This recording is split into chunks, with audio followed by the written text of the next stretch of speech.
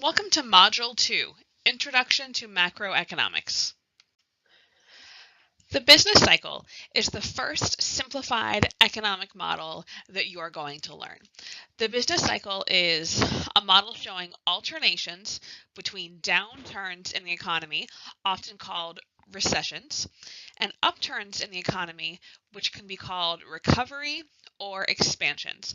I want you to go ahead and notice that the word peak is not written on the model that you have in your notes. So please go ahead and take a moment to write in the word peak at the top. The basic way that this works is the entire period down the business cycle is a recession. At the very bottom, this is called a trough. This is when things start to turn around. The way up is recovery or expansion. The top is the peak. And of course, there's an upward trend in the economy because the economy is constantly growing.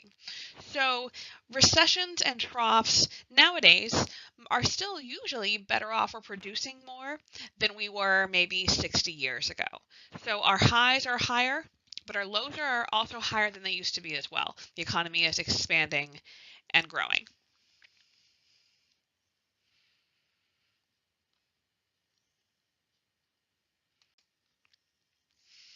Okay, so I want to go into a lot more detail about how the business cycle works. First of all, it's important to know the difference between a depression and a recession.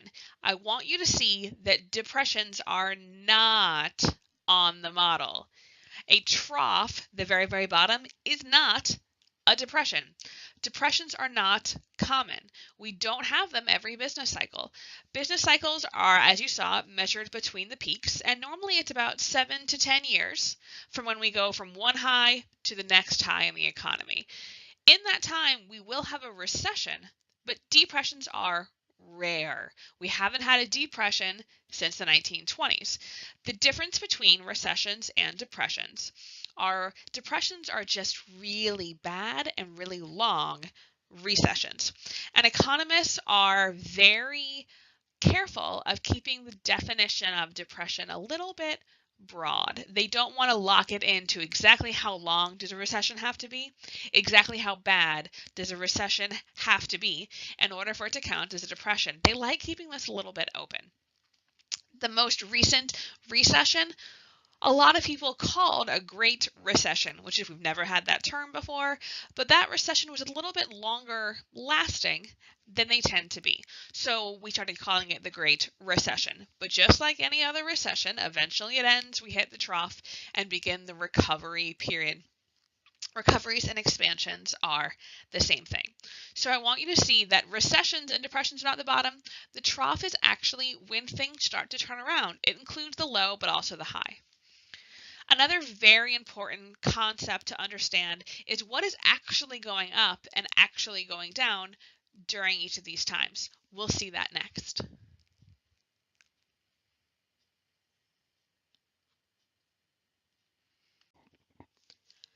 So there are two major categories of things that go up or down with the business cycle, and those are prices and employment.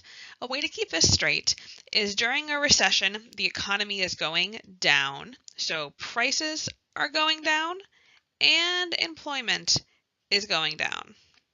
Which one of those things do you think we like? So it's good that prices are going down. That's a good thing. But employment going down, that is a problem. So we don't like that in a recession. Now, let's say it is a recovery. So the economy is going up, which means prices are going up, and employment is going up. In that case, the good thing is that our employment is rising, but it's bad that prices are rising. That causes inflation. What's important to see here is that a lot of times people think that recessions are just bad and recoveries are just good. And it's not that simple. There's a good part and a bad part of each. In recessions, the good news is prices are falling. So if you wanted to buy a house or buy a stock, this is a great time to do that because the prices are going to be lower than normal and those investments will tend to rise. During a recovery, We like that people are working and that employment's going up, but inflation is the problem, and prices get higher, higher, higher until you reach the peak, and all of a sudden things are too expensive, people stop buying products, and it begins the next recession. So truthfully, there are good parts and bad parts of each.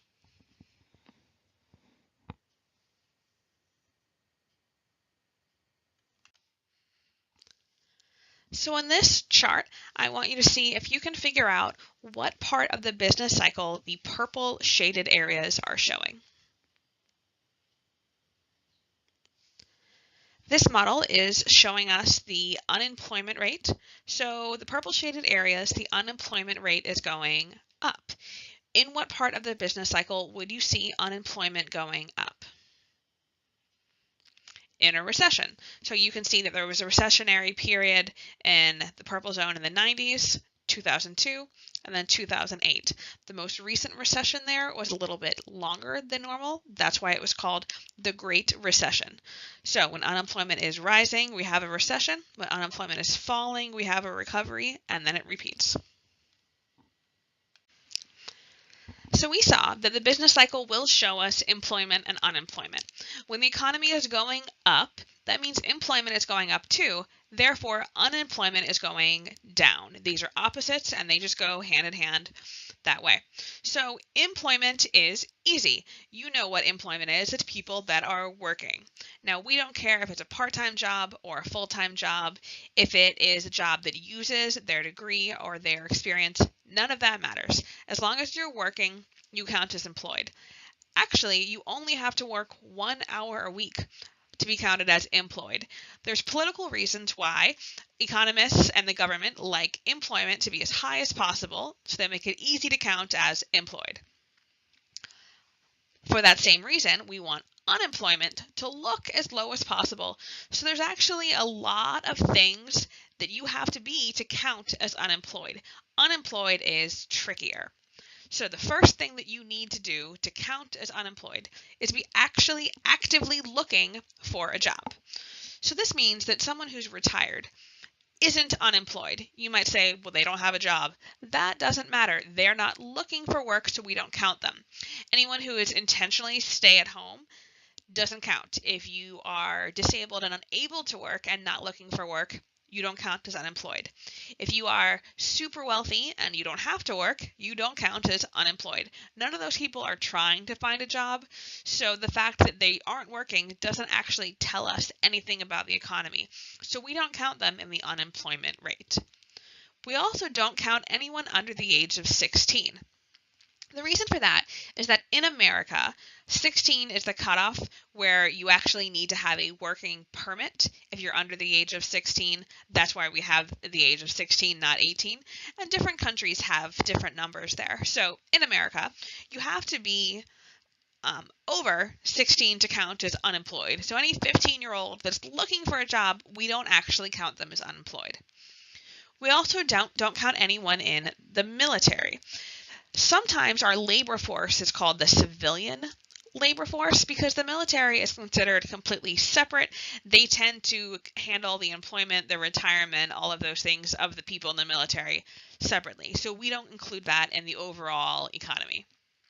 And finally, anyone who's in prison doesn't count as unemployed either. They're not part of the normal labor force. So before you write this equation, I want you to see that anytime there will be an equation in this class, I try to put a rectangle around it in the notes. And that is for you when it comes to test review time. You can easily identify where all of the equations are.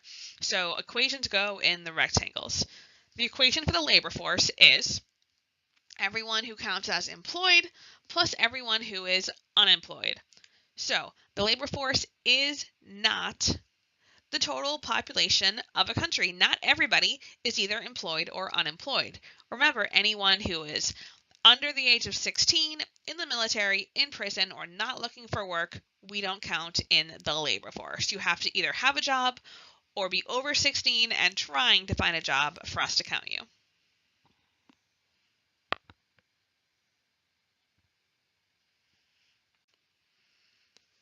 Now that you know what the labor force is, you're able to use that number to figure out the unemployment rate. Unemployment rate is the percentage of the labor force that is not employed. So all you do is look at the number unemployed divided by the number of the labor force, and you multiply that times 100. This will get you the percent of unemployment that we have currently in the economy.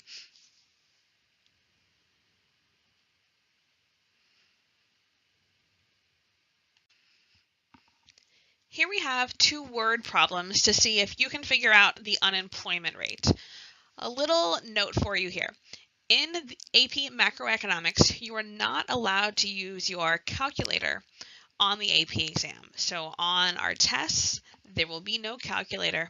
Occasionally in class, if I have a math problem that isn't easy math, that isn't the type of thing that you should be able to do without a calculator, I will let you know. But try your hardest to do all of this stuff without a calculator. You need to be able to do it either in your head or on paper. So go ahead and answer number 1. If a country had 930 people over the age of 16 who are employed and 70 people who are unemployed, what would the unemployment rate be?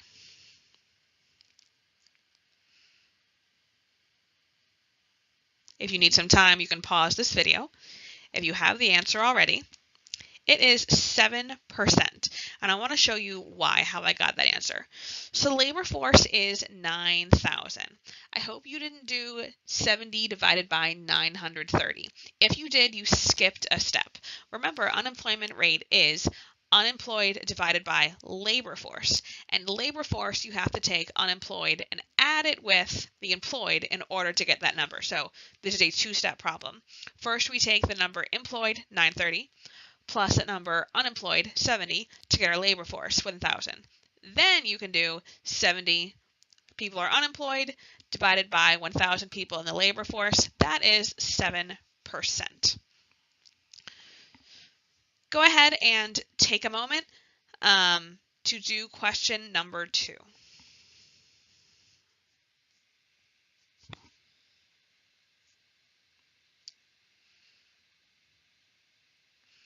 If a country had 180 people over the age of 16 who were employed and 20 people who were unemployed, what would that unemployment rate be? Hopefully this time you did the labor force first. The answer is 10%. So our labor force is 200. We have 180 people employed plus 20 people unemployed gives us that labor force of 200. And 20 divided by 200 equals 0.1. When you multiply that times 100, that gives us 10%. We've done a word problem. Now let's go ahead and try doing the same type of question, but in a table. Two things to be aware of. First, not every single part of a table that is given to you on an AP question will be information you need. Some parts will be relevant to your question, other parts will not. So your first step should be eliminating what doesn't apply to the question. So go ahead and make a little mark, make an X next to each part that doesn't actually matter, that doesn't count in this question.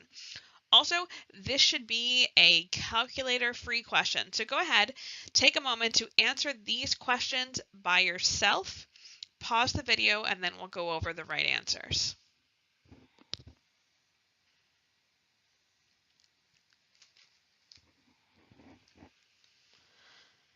All right, so I told you to mark what counts and what doesn't count. So before I give you the answer for the labor force, let's go through and see what's relevant to this.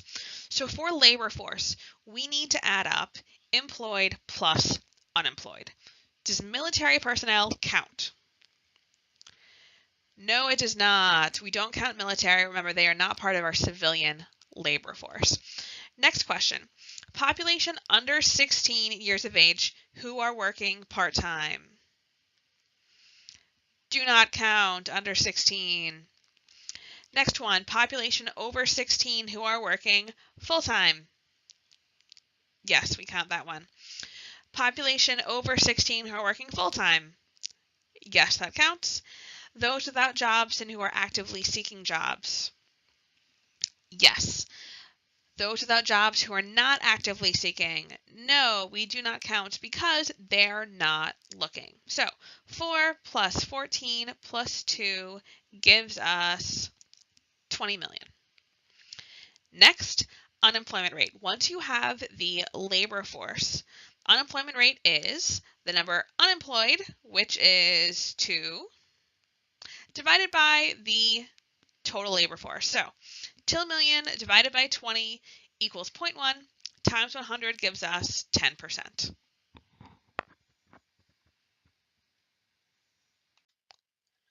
We learned the word aggregate in Module 1. Whenever you see aggregate, you're going to think of total or overall. And this word will actually be part of lots of economic terms. So whenever you say aggregate, think of overall or total. Aggregate output. Output is always the quantity that is produced or made in an economy. So aggregate output is overall what the economy can produce in a given time period. Now remember, we have to simplify things in macroeconomics. So in order to simplify this, usually we're looking at 1 year. So how much did the economy produce each year? That's the aggregate output.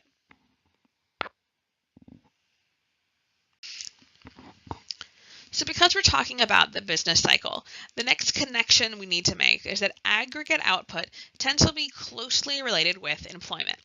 So for the first one, if we're in a strong economy, what part would we be in the business cycle? We're going to be in an expansion or recovery. Those are two words with the same stage. It's when the economy is starting to go up and improve. So if we're in a strong economy, are we going to have many goods and services produced or few? Many, yes. So we have a strong economy. They're making a lot of stuff. Does that mean firms will hire workers or fire workers? And remember, firms is a general term for all businesses. So firms are going to hire workers. And if firms are hiring a lot of workers to keep up with that demand and keep up with all that production, employment is going to be high. If we're in a weak economy, what part of the business cycle are we in? We're in a recession. So what's going to happen to the amount of goods and services that are produced? They're going to be few. And if we're making less stuff, firms will begin to do what with their workers? Fire them. So if we have a lot of people getting fired, employment will be low. So you're already trying to think like an economist. Well done. We also discussed how in the business cycle, you can see a rise or fall in prices. Some of the words that are going to go with prices are inflation, deflation, and price stability. Now, it's really important to see the distinction between price level and prices. So let's say one good costs more. So maybe cell phones cost a lot more than they did last year. That does not tell us we have inflation. That's just the price of one good. We don't know overall. Inflation is overall. So do goods in general cost 5% more than last year? That's inflation. So we're going to separate between price of one good went up versus on average prices went up. Only one of those two things is inflation. Now, if there is inflation, consumers can buy fewer things than they could before. This is called our purchasing power. It's your ability to buy goods. And as prices go up, purchasing power goes down. Your dollar doesn't go as far when everything costs more. Now, wages are how much people get paid. You might know about minimum wage or hourly wage, that sort of thing. So if prices are going up faster than people's wages are going up, that means that they cannot use their money to buy as much stuff. Consumption goes down. Consumption is just a larger word for consumer spending, people and households buying goods. In the picture on the bottom, you can see how we have had some inflation over the past decades for sure. So you can compare a gallon of milk in 1973 was $1.31. Now it's 2007. Now if that was the only good that cost more money, we wouldn't know if we had inflation. But the fact that all of the goods, Milk, gas, cars, all of them have cost substantially more. It means that the overall price level is rising. And what's that word for overall again? Aggregate. Don't forget, that one's important.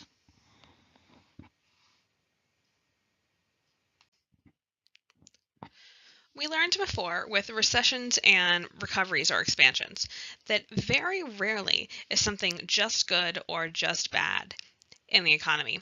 And inflation and deflation are also that way.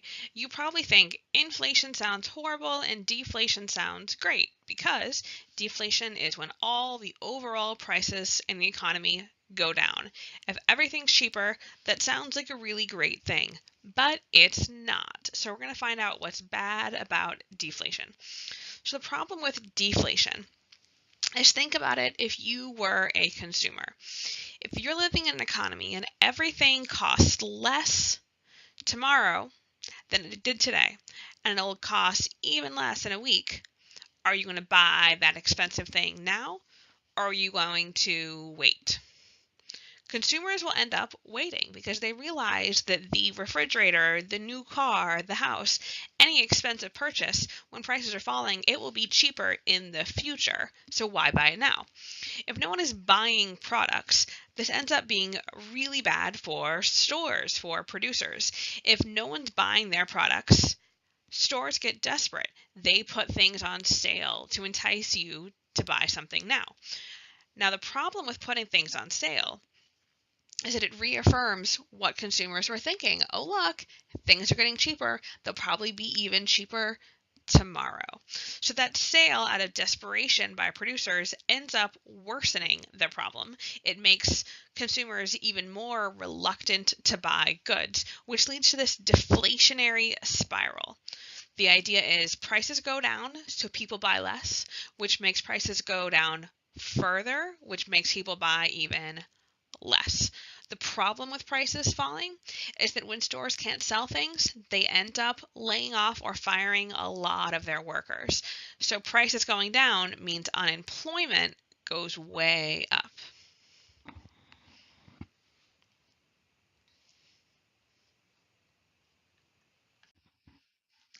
And here we have a cartoon that illustrates the difference between inflation and deflation. On the left, inflation, prices rise faster than your income. So he's shocked at the price of the good on the left. On the right, deflation, prices fall, but you have no income. That guy's getting the pink slip. He's getting notice of being fired from his boss. Because remember, when prices are falling, that means employment is falling too. So I wanted to point out again the difference between an individual good or service having an increase in price and inflation. So the price of one good rising is not inflation, and the price of one good falling is not deflation. All that means is that the opportunity cost of purchasing that individual good changed. So let's say the price of calculators went up. That doesn't mean we have inflation. All that tells you is that if you have to buy an expensive calculator for your math class, there's now more things that you're not able to buy because of it. And the best thing that you're giving up would be the opportunity cost, but it doesn't tell us whether or not we have inflation. Sometimes goods are just really popular or become really unpopular. Maybe everyone finds out that calculators cause brain tumors, some horrible news report comes out. That'll make the price of calculators fall, but that won't tell us that we have deflation. So now you know that inflation is bad, but deflation is bad too. They each can cause different problems in the economy. So what do we want? What is the answer? Economists prefer price stability.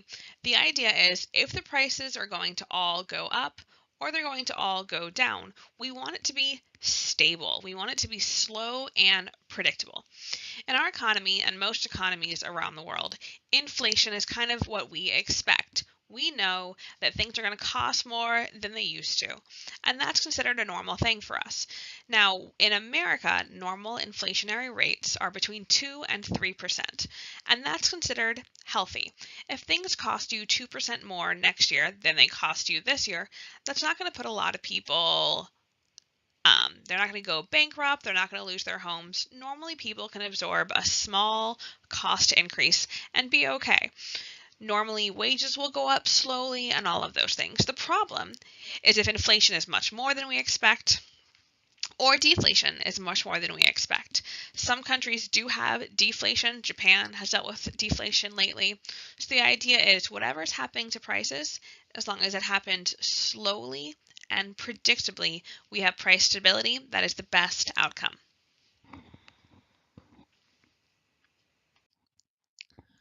The very last thing that we can get from the business cycle is it shows us economic growth. Now, you're going to learn that there's a big difference between recovery and growth. So you can see that every business cycle shows recovery. This is when we're getting out of a recession. We've already hit the very bottom, the trough, and we're beginning to recover, to come back up again. Now, recovery is just kind of going back to where you began. It's not the same as growth. Growth is when you have a long-term increase in your ability to produce goods and services. So that word aggregate output that we learned earlier this module, aggregate output, if it grows up, that's showing us growth. Can we produce more overall than we could before? Then we have growth. So this picture in the bottom right, that's called a PPC. That stands for Production Possibilities Curve, and it's going to show you our ability to make things. If the PPC is shifting outward, shifting to the right, that means that we can produce more of everything than we could before. So you're going to learn about the PPC later on this unit, but I'm just showing you it here. It's a model that shows us growth. Now, in terms of the business cycle, what part of the business cycle is a visual representation of economic growth? So look at the picture for a minute. Try to figure out which part shows growth. All right, it is the upward trend.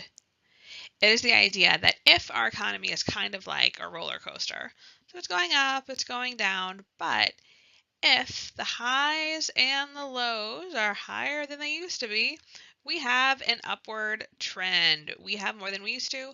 We have economic growth. So now that we know what economic growth is, go ahead and look over both of these analogies, and we're going to determine which one of these is showing recovery from a recession and which one of these is showing economic growth. So the first example, we have a talented athlete who is good, but not good enough to be considered an all-star. The athlete suffers an injury. After rehabilitation and time, his performance returns to the original level of good, but not great. Second scenario, we have an athlete that works harder in the off-season, improves nutrition, gets stronger, faster, and smarter about the game. He studies film to learn from his mistakes. These efforts fundamentally increase the athlete's performance level and turn him into an all-star. So the first example, is that recovery or is that growth? It's recovery because he's returning to a level, he was in a slump. He did reach that trough after the recession, but he only got back to where he started off before. That's recovery only. The second situation is growth. This athlete, if he was representing an economy, is able to do better, do more than he could do before. That's growth.